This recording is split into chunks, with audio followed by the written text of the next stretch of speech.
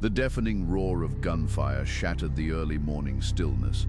A cacophony of chaos enveloped the air as clumps of earth flew in every direction, kicked up by relentless artillery shells that tore through the Mediterranean sky.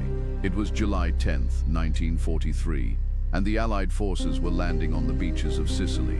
Operation Husky had begun, and nowhere was the tension more palpable than on the shores of Gela. Private First Class Thomas Green, barely 19 years old, found himself huddled in the cold salt water, each wave crashing over his shoulders like the overwhelming weight of fear threatening to pull him under. His heart raced in rhythm with the tumultuous landscape, and the taste of salt mingled with the coppery intrusion of blood from a shallow cut on his brow. Around him, men were shouting, some crying, others frozen in shock, while the boats churned behind them, spewing out soldiers filled with courage and dread. "Get off the beach! Move!" barked Sergeant McCarthy, his voice a beacon through the mayhem. Like a lifeline tossed to drowning men, those words ignited a surge of adrenaline within Thomas. He glanced at the bloodied sand ahead, strewn with the grim remnants of both his comrades and the enemy. As they fought against the tide of confusion, the beaches erupted in terror. The searing sound of bullets whizzed past him, slicing through the morning mist, and the scattered flashes of gunfire erupted like deadly fireworks against the pale dawn. The bullets were relentless, aimed not just at their bodies but at their very spirits. Private Green felt dread knot tightly in his chest, pulsating through his veins. This was real. This was war. In the chaos, Thomas spotted a familiar face nearby. Corporal Eric Whitman, his childhood friend from New Jersey. They had laughed and shared dreams in quieter times, but now their childhood camaraderie was buried under the powdery haze of smoke and death. Eric's face was set with purpose, and as he caught Thomas's gaze, a flicker of undeniable fear was replaced by unwavering resolve. "We need to keep moving," Eric shouted, his eyes scanning the panorama of a destruction. They sprinted toward the battered hills that framed the coastline, the sound of shouting and gunfire still echoing behind them like a grim reminder of what they were leaving behind, their predecessors, perhaps their last moments. As they climbed the dunes, the landscape shifted, becoming a wild theater of battle. Allied soldiers were entrenched alongside the defiant Italian defenders, who fought fiercely to protect their homeland. The sands of Gela were stained with blood, and cries of the wounded drowned out the bolstering orders coming from the officers, all battling their own demons as they navigated the relentless tide of warfare. In the heart of that fray, Commanding Officer Lieutenant Colonel Kenner stood resolute, barking orders while visions of glory and horror twisted in his mind. His hands trembled, not from fear but from the gravity of responsibility. The lives of those young men lay in his hands, a weight heavier than the world itself. He knew that the first few hours of the operation would dictate the tide of war. "Push forward."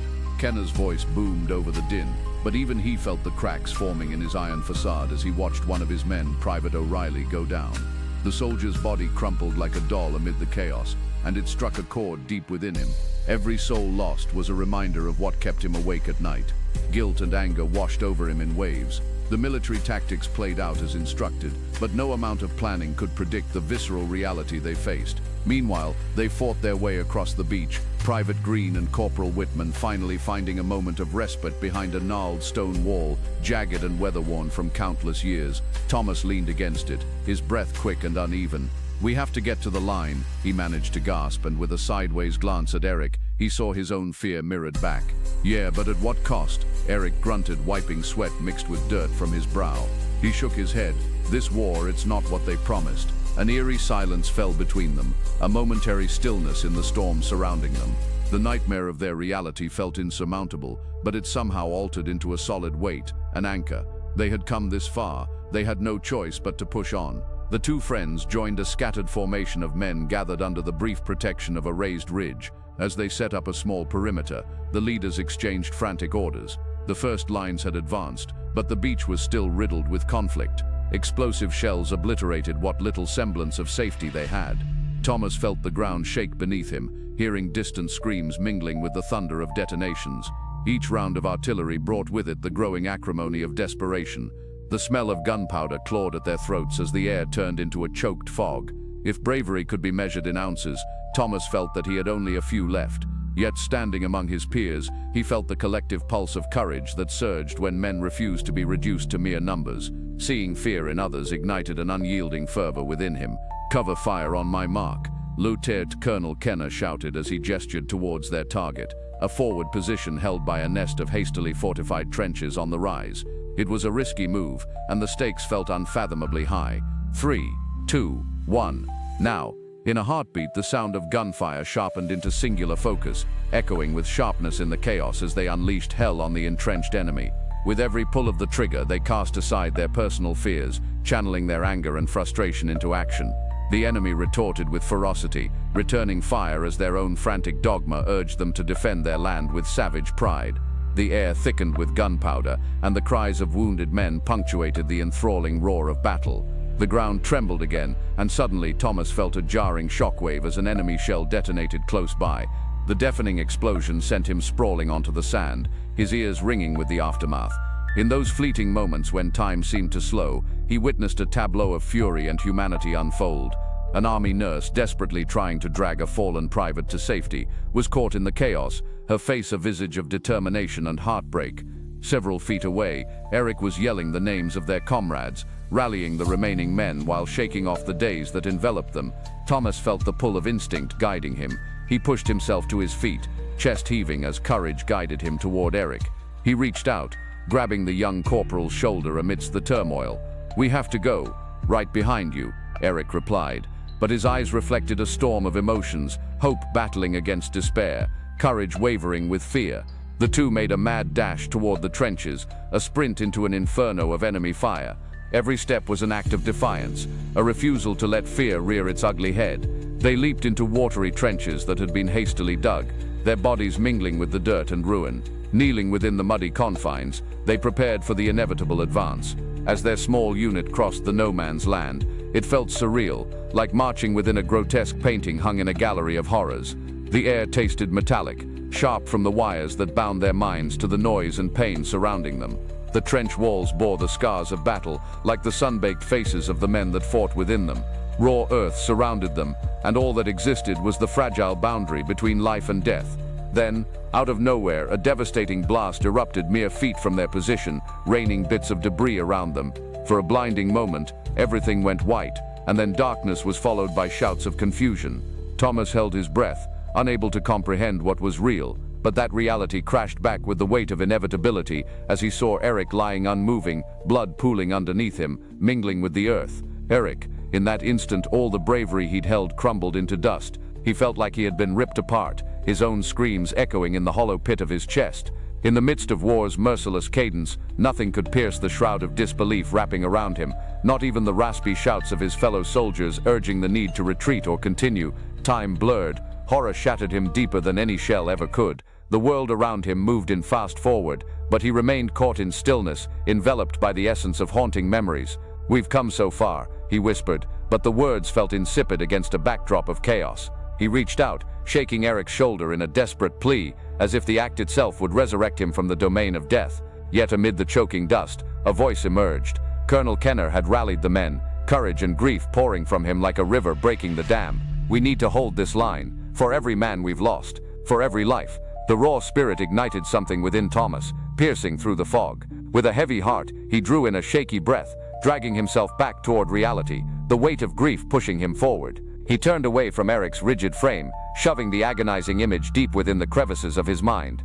There was no time for mourning. They needed to prevail. Thomas clutched his rifle tightly, eyes blazing with newfound resolve, refusing to wallow in the abyss of despair. They were not just fighting for the land, they were honoring the very souls lost. This formidable weight transformed into purpose as he scrambled back into the fray, gritting his teeth against the onslaught that awaited. The battle shifted in a matter of hours, unfolding in a whirlwind of smoke and blood. The skies over Sicily bore witness to a tempest of gunfire and defiance. Men fought ferociously against the entrenched Italian infantry that had determinedly fortified their positions for years. Grit and desperation dripped from every pore, creating an unbreakable force. But as dusk began to weave its shadows on the bloodied stage of war, the crescendo of resistance soon receded, falling victim to that shared murmur of survival. Huddled in their trenches, the blood-soaked soldiers of the Allied forces began to sweep forward, eyes set on victory, as the enemy faltered. It was not an easy conquest. Along the way, there were countless sacrifices etched deep into the sand, names that would never find their place on monuments of fame. Some would remain nameless shadows, but as they tirelessly advanced forward, they too would forever be imprinted within the soul of liberty. The darkness crept in, blanketing the day's horrors, yet within that twilight glow something beautiful emerged, a bond forged in blood and heartache. Each soldier's whispers of loss carried the spirit of those they cherished. Soldiers, once strangers, became brothers in arms. Soldiers like Thomas Green and the fallen Eric Whitman were tied together in history's narrative and the wounds borne by battle. Days were now indistinguishable, forever stitched in loops of relentless advance, while nightfall brought with it fragile moments of camaraderie blended with grief. Toward the end of operations, the remnants of the Gela beachhead remained a testimony to both lost and unyielding spirits. As Thomas sunk into the dirt one cold night, the echoes of battle faded, and for a fraction of a moment, the chaos transformed into a silent reflection. The quiet enveloped him like a tender embrace, and he could almost hear his friend's laughter echoing against the backdrop of destruction. The lines of mortality intertwined with humanity, reminding him that they fought not in vain, but for hope, trust, and the pursuit of freedom. In the days to come, Sicily would surrender, paving the way for the next chapter of an interminable war. But within the hearts of those left standing was a story imbued with resilience and scars, an indelible mark left by sacrifices not forgotten. As the battle-weary soldiers celebrated the small victories earned through blood and sorrow, they understood this wasn't just a fight for land, it was a fight for an idea, for liberty, and most importantly for the lives of men like Eric Whitman, who had given everything they had. Each man who survived carried their stories onward, their faces chiseled by the burdens of war, bravely seeking a tomorrow that might one day resonate peacefully. Hope glimmered still for those who would return home and tell tales of sacrifice, courage, and undying brotherhood, weaving together a narrative that would persist, one that defined not just their own identities, but the very essence of humanity itself.